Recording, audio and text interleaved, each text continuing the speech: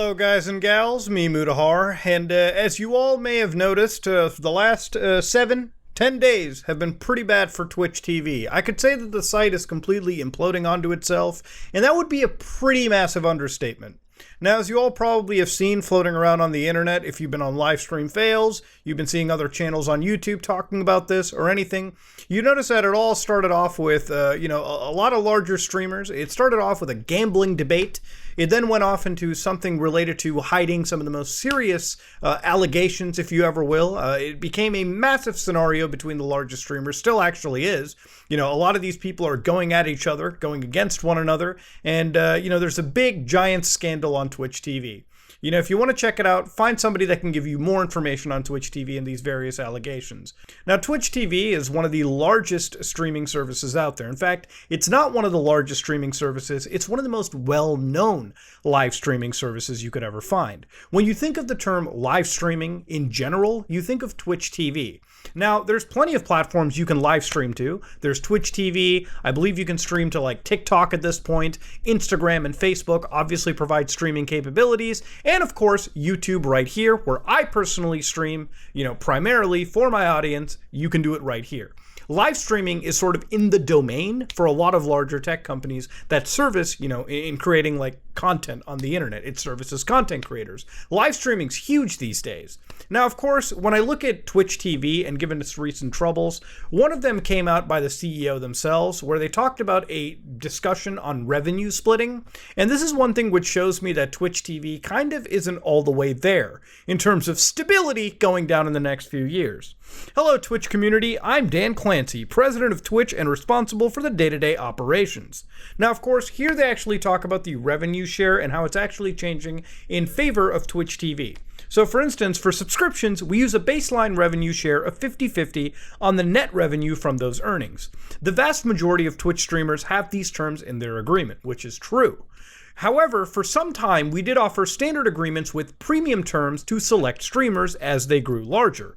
This isn't something we've talked about publicly, but these deals are common knowledge for the streamer community. Now, that's true. A lot of streamers, some of the larger ones, do get some preferential treatment.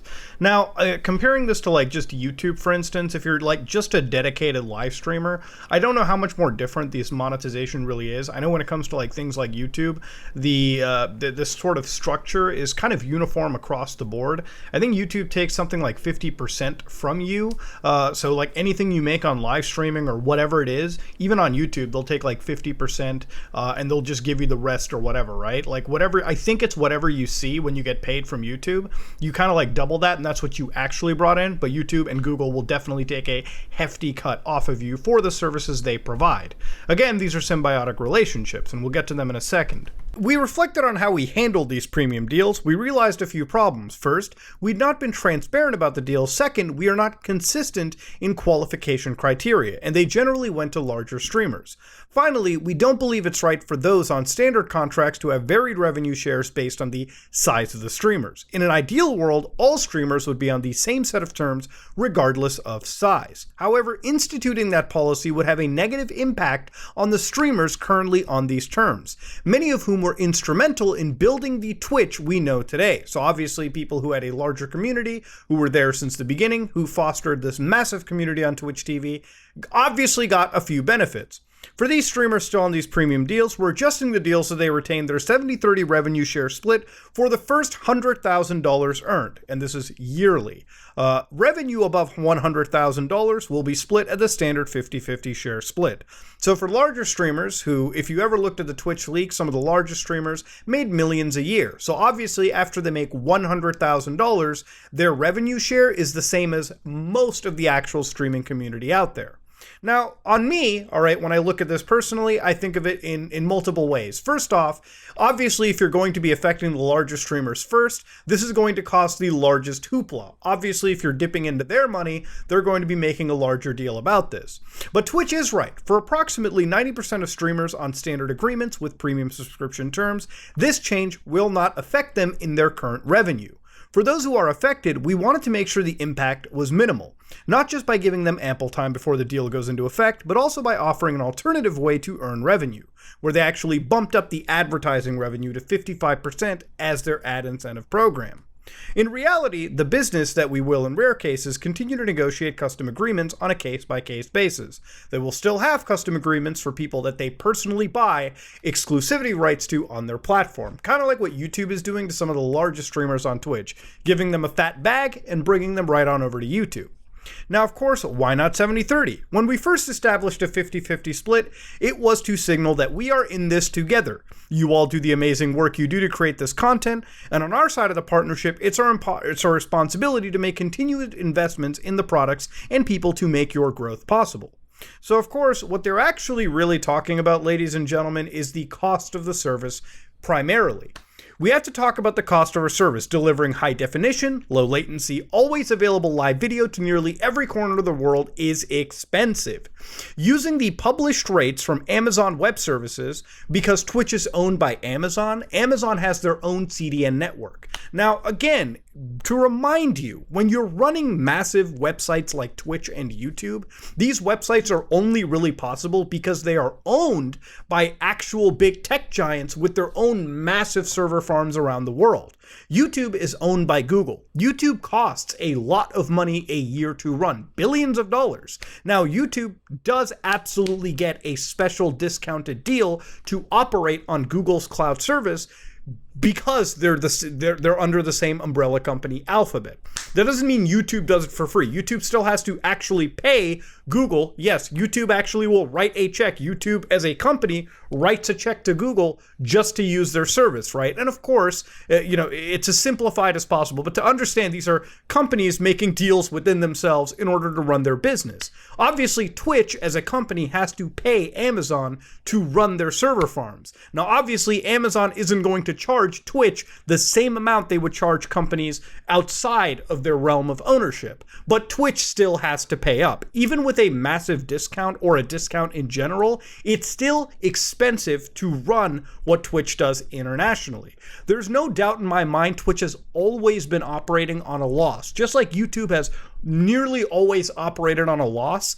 And sometimes, very rarely, I would say, has it broken even. I think YouTube now kind of operates on a little bit of a profit, but as long as they can break even, the companies that own YouTube and Twitch TV, Amazon and Alphabet in this case, don't actually care as long as they break even. In YouTube's case, the data that YouTube generates feeds massively into Google's AI project. So it's actually beneficial for YouTube to operate because it's just thousands of hours of human input data that's being fed all the way into a server farm that Google is using to make all of their projects a million times better. One thing you also have to know too is despite this discount that is offered to Twitch because of their relationship, Amazon still ultimately eats the cost because that's services that could be rendered to a full paying client versus Twitch. So ultimately it's in their benefit if they can keep Twitch's sort of involvement in the entire Amazon AWS as minimal as they can, as cost minimal if you will.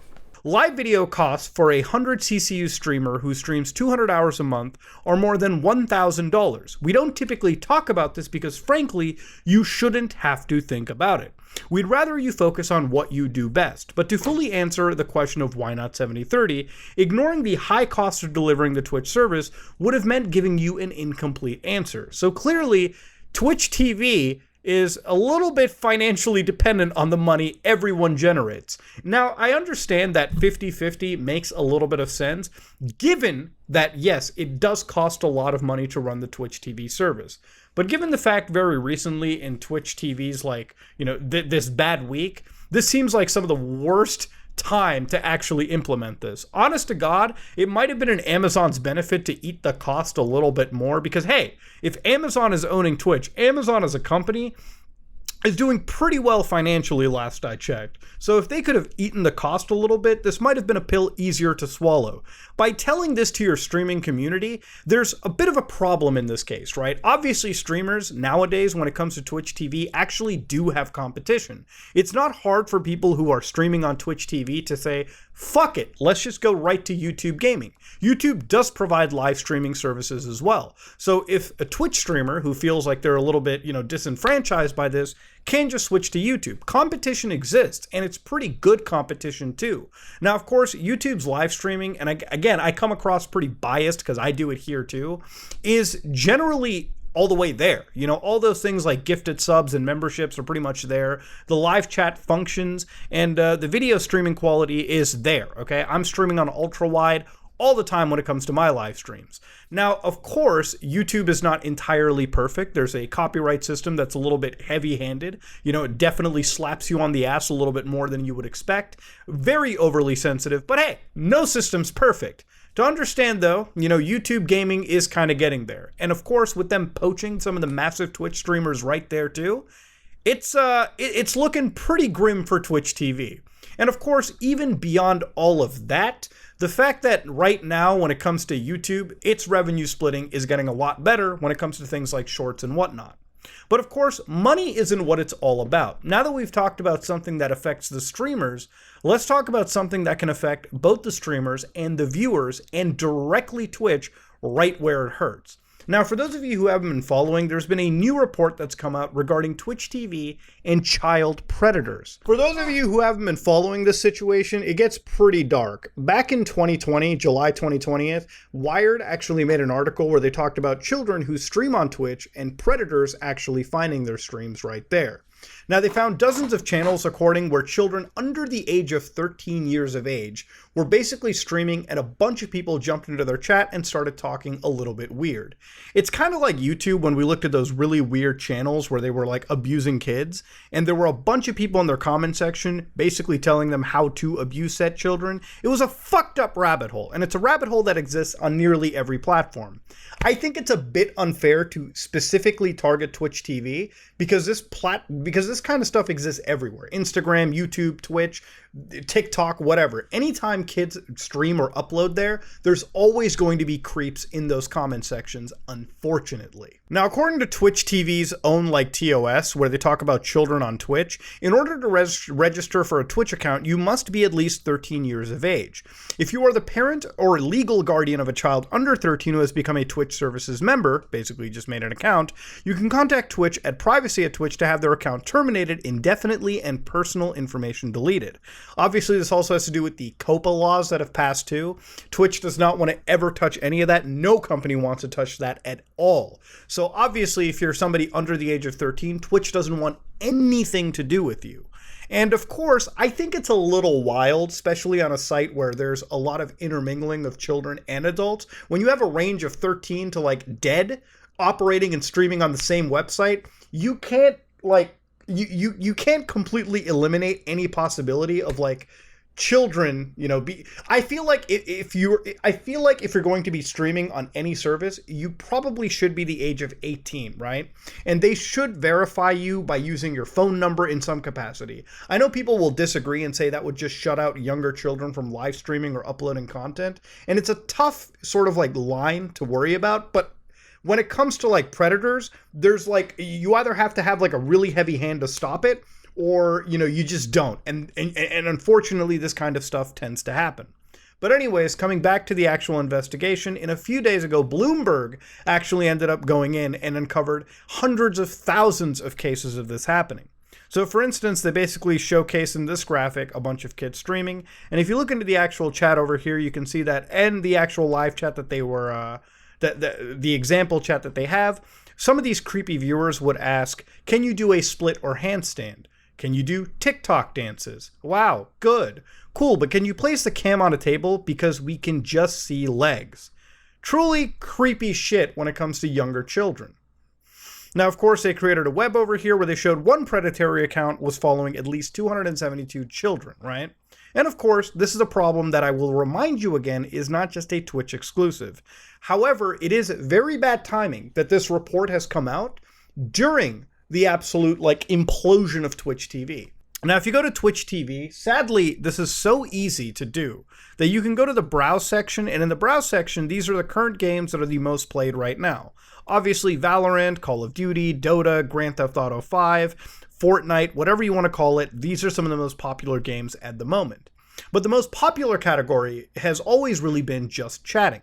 Now, by going into just chatting, nothing really is crazy out here. It's a bunch of people doing IRL streams like Andy Milonakis. You've got a bunch of people just reading things. You've got, Omegle stuff, actual IRL streams over here, VTubers, you name it.